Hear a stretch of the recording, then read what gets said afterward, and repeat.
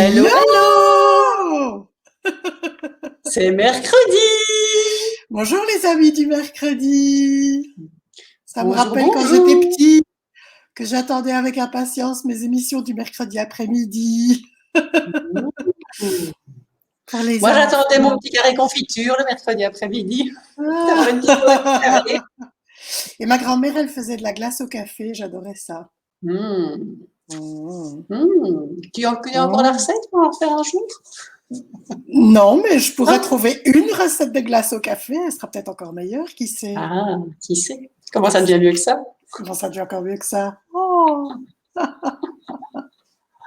Alors, quoi de neuf en ce mercredi ensoleillé? Là, euh, plein de bonnes choses. Aujourd'hui, on parle de la zone. Zone. Qu'est-ce que c'est? Qu'est-ce que c'est la zone? En fait, euh, la zone, chez Access Consciousness, on en parle surtout par rapport aux animaux et par rapport aux chevaux notamment. Et comme vous le savez, bientôt, il y a Connor Hill qui arrive en Belgique pour faire une classe cheval conscient, cavalier conscient. Et, Oui. et je suis assez branchée chevaux du coup pour l'instant, comme par hasard. J'ai été les voir dimanche dernier, tout ça, puis il y a les photos qui tournent. Et en fait, une des choses vraiment que j'ai pu transposer du contexte cheval et animaux dans ma propre vie et avec les enfants, c'est la zone. En fait, la zone, c'est la zone de conscience que nous avons tous et qui est plus ou moins étendue. Et les chevaux ont en général une zone de conscience qui s'étend à plusieurs kilomètres. Ça veut dire que tout ce qui se passe dans cette zone fait partie de leur perception permanente, etc. Et quand ils ont cet espace-là, ils se sentent bien, ils se sentent en sécurité parce que voilà, ils ont leur espace. Et ce qui se passe parfois, c'est que certains animaux qui ont été maltraités ou qui ont subi des chocs, etc., etc., ont une zone qui s'est effondrée et donc qui devient toute petite. Et ce qui se passe, c'est que l'être humain étant très souvent inconscient, sans avoir de conscience de cette zone, on peut rester coincé avec des problèmes avec un cheval ou avec n'importe quel animal parce qu'on n'a pas conscience qu'il suffirait d'inviter l'animal à réélargir sa zone, à son champ naturel, je veux dire, pour que ça change déjà beaucoup de choses. Et c'est surtout parce qu'on n'a pas conscience que nous aussi, on a une zone de conscience. Et en général, on a tellement été branchés à fonctionner à partir du mental. Il y a des gens qui sont arrivés entre temps. Bonjour. Que on fonctionne tellement à partir du mental qu'en fait, déjà, on est plus une tête sur pattes que tout un corps. Donc déjà, rien que ça, c'est prendre conscience que au lieu de rester, d'être une tête sur pattes, en fait, on est un être avec un corps et d'inclure le corps entier. Et puis, on nous a toujours dit, par exemple en marchant dans la rue, qu'on devait faire attention. On doit faire attention. Le problème, c'est que quand on doit faire attention, on doit focaliser sur quelque chose et donc on doit projeter les dangers potentiels pour savoir sur quoi on doit faire attention. On doit faire attention à ne pas marcher en dessous d'une échelle, on doit faire attention en traversant la rue, ce qui vient à droite à gauche, on doit faire attention aux gens qui nous suivent ou aux gens qui pourraient pickpocket. Oui. On doit faire attention aux crottes de chien. Faire attention aux crottes de chien et tout ça. Et donc, on est tout le temps en train de et on ne sait pas focaliser sur 1000 choses à la fois, ce qui fait que c'est probablement aussi très stressant et ça bouffe beaucoup d'énergie. Mais on n'est pas conscient d'un tas de choses dont on pourrait avoir conscience et dont on n'a pas conscience parce qu'on a coupé en limitant notre zone à des choses précises qu'on devrait anticiper. Et j'aime beaucoup, beaucoup cette histoire que je pense que c'est dans Apprendrais-tu un poisson à grimper à un arbre dont il parle de cette histoire, de ce petit garçon qui avait les outils d'Access et à qui on avait appris justement à être conscient plutôt que d'être prudent et de faire attention, attendait qu'on vienne le chercher au coin d'une rue et tout d'un coup, il a eu une espèce de ping comme ça en disant « je dois pas rester là, je dois pas rester là ». Mais sans projeter quoi que ce soit. C'est juste, je dois bouger. Et donc, il a traversé consciemment la rue et arrivé de l'autre côté de la rue, il y a quelque chose qui est tombé d'un étage sur le trottoir, juste à l'endroit où il était juste avant. Wow. Mais on ne se promène pas en rue en supposant que tout va, il y a un tas de trucs qui vont tomber du ciel. On n'est pas dans Astérix et le ciel ne nous tombe pas encore sur la tête. Pas encore. Pas qu'un. Et donc, il avait juste conscience. Et donc, c'est ça le truc qui nous piège aussi, c'est qu'on pense que pour être conscient, il faut avoir prévu tout cognitivement et pouvoir tout anticiper. Non, c'est juste être à l'écoute des perceptions qu'on a. C'était pas un truc verbal, c'était pas une voix intérieure qui dit non, c'est juste de je vais bouger. Et ce qui est génial aussi, c'est que quand on reconnaît qu'on a été conscient de quelque chose et qu'on a agi là-dessus, et puis qu'on constate effectivement que c'était super approprié, ce qui est important, c'est de reconnaître ça, dit, waouh, là j'ai été conscient, c'était approprié, j'ai agi là-dessus sans réfléchir. C'est-à-dire que j'ai agi en suivant l'énergie. Et il y a quelqu'un qui apprécie apparemment l'histoire. Et donc, parce que quand on reconnaît ça, on reconnaît aussi qu'on est conscient et donc on peut avoir plus accès à tout ce à quoi on est conscient. Et donc, pour revenir à l'histoire de zone, ce qui se passe, c'est que si on est principalement ou de manière dominante, on est inconscient, on a sa zone qui est toute petite et qui est concentrée autour de la tête. Et ce qui fait qu'on ne peut pas avoir conscience de toutes ces choses qui sont là autour et qui pourraient être très pertinentes pour notre bien-être, pour notre survie, pour tout ça. Donc, l'idée, c'est simplement d'expanser sa zone et de ne pas la faire partir à partir de la tête, mais à partir de tout le corps et tout l'être finalement. Donc, si vous avez déjà entendu parler de ces exercices d'expansion, en fait, c'est hyper simple. Il suffit de demander d'élargir votre zone. Et quand vous êtes vous, avec votre zone de conscience bien ouverte, bien comme elle est naturellement pour vous, et que vous approchez de quelqu'un qui est plutôt contracté avec sa zone, ça va être une invitation énergétique à l'autre à expanser sa zone aussi. Donc si vous êtes avec des animaux, effectivement dont la zone est effondrée, c'est une chose que vous pouvez faire, c'est élargir votre zone. Et j'ai remarqué aussi qu'avec les enfants, et en particulier tous ces enfants dont on affuble d'étiquettes, TDA, TDAH, tous les TOC, etc., ou des enfants différents tout simplement pour englober tous les cas de figure. Si il y a eu personne dans leur environnement qui a pu leur montrer ça énergétiquement, c'est difficile pour eux. Et donc déjà ça, être une contribution, rien qu'en étant vous-même dans cet état expansif, dans cette expansion, vous invitez énergétiquement tout le monde à être ça aussi. Et il n'y a rien besoin de dire, il n'y a rien besoin de faire, c'est juste être qui vous êtes. Wow. Avec cette zone élargie. Waouh. Ce qui me vient, moi, c'est l'interaction qu'on peut avoir les uns avec les autres quand on va chacun augmenter sa zone, du coup.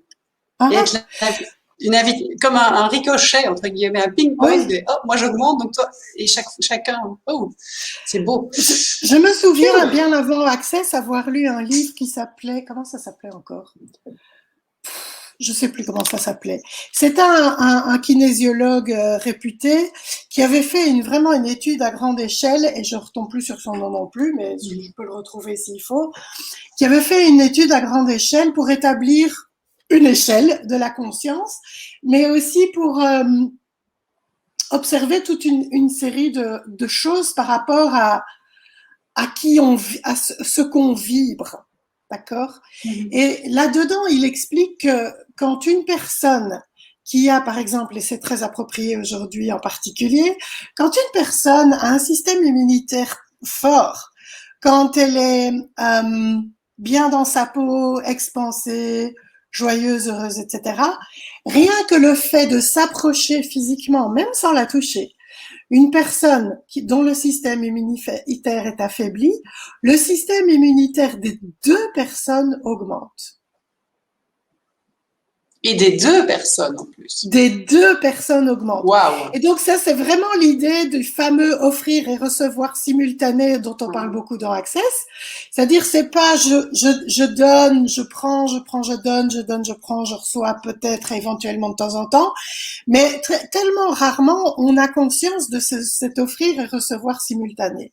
Et donc, c'est vraiment, plus vous êtes vous, plus vous êtes joyeux, plus vous êtes expansif, plus vous êtes vous-même, plus vous vibrez ça, vous, plus vous êtes une contribution pour les autres aussi, peu importe dans quel état ils sont finalement. Au final, ça va quand même être leur choix de choisir d'être ça plus souvent, une fois qu'on a reçu l'invitation, mais l'invitation est là et elle est reçue. Et ça souligne aussi un autre aspect des choses, c'est que la séparation n'existe pas.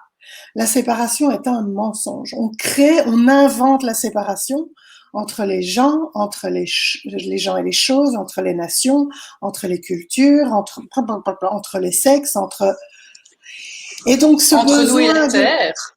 Oui, entre nous et la terre. Oui, on crée des séparations à tellement d'endroits différents.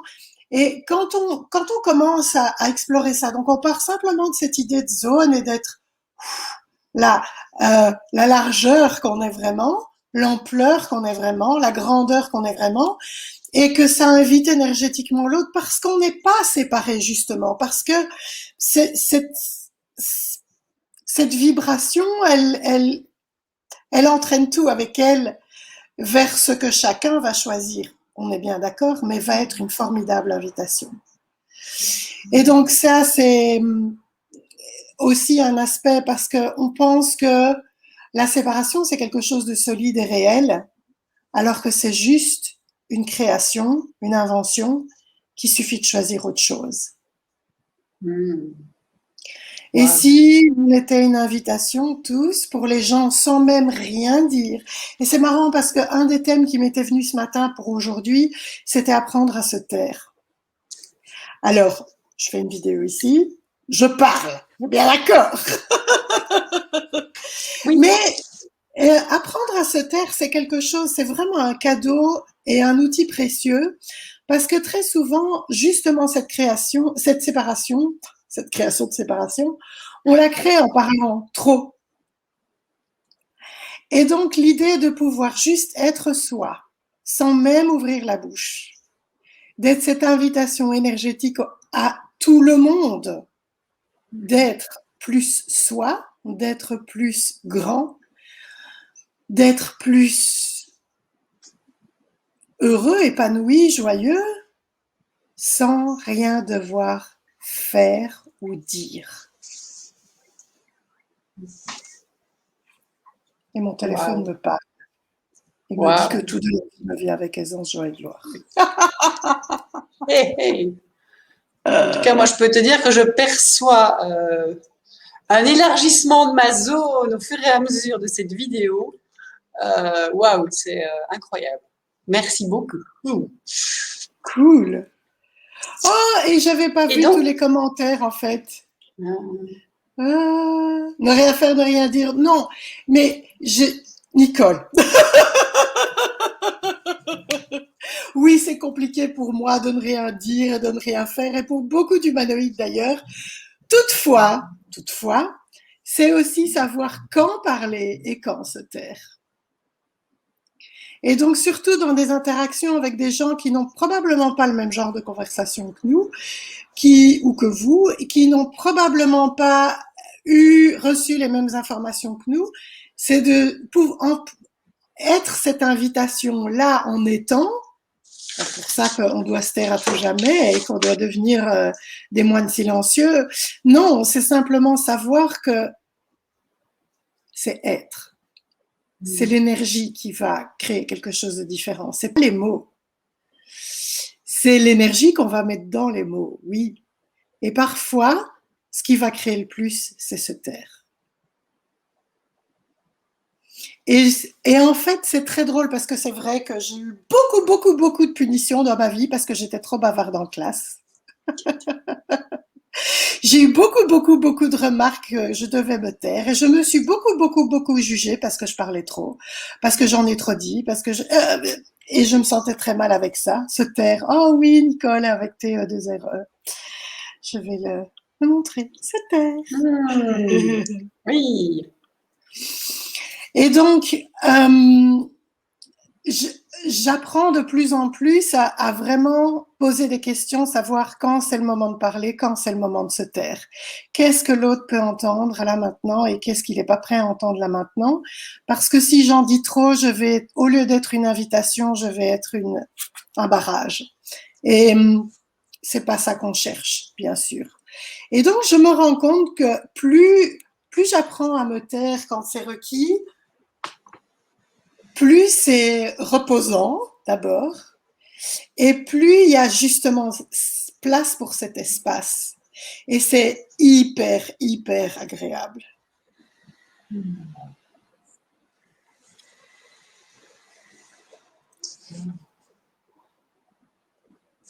Ça donne envie de se taire. De juste déguster ce qui est là. Oui. Et aussi, imaginez, en fait, se taire, ça met les gens très mal à l'aise parce si vous avez remarqué, dans la plupart des conversations entre les gens, ou quand les gens sont en présence l'un avec l'autre, s'il y en a un qui sait pas quoi dire, l'autre est super mal à l'aise. Mais à qui appartient le malaise? Est-ce que c'est à l'un? Est-ce que c'est à l'autre? Mais dans cette réalité, souvent, le silence dans une conversation, quand il y a deux personnes en présence minimum et qu'il y a un silence, c'est malaisant. Et donc, apprendre à se taire avec cette qualité-là, c'est pas du tout la même chose. Et oui, vous allez peut-être mettre avec plaisir Isabelle qui dit très expansif. Vous allez peut-être le mettre mal à l'aise, mais en même temps parce qu'on n'a pas l'habitude. Mais qui a dit que c'était le confort qui allait nous permettre de changer des choses et de prendre conscience de choses? Et c'est pas pour ça qu'il faut faire exprès de mettre les gens mal à l'aise. C'est simplement être soi. Et si c'est malaisant au début, au fur et à mesure, les gens vont se rendre compte, c'est ok en fait d'avoir un silence dans une conversation. Et si c'était pas un silence de vide, mais si c'était un silence qui était rempli de communication énergétique.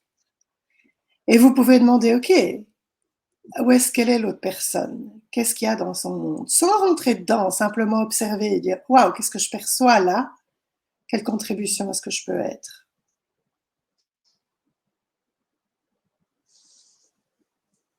Voilà! Wow! Super. Merci pour ta contribution, Katyusha. Oui. Et merci pour la vôtre à tous. Voilà. À bientôt. On se retrouve la semaine prochaine alors. Oui. On va s'arranger la semaine prochaine. Je serai sur la route, mais on va essayer de s'arranger. On va s'arranger. On va pas essayer. Et voilà. Et si je suis toute seule un jour, je serai toute seule un jour. Aussi. Enfin, je serai toute seule à l'écran, mais vous serez là. À la semaine prochaine. Au revoir.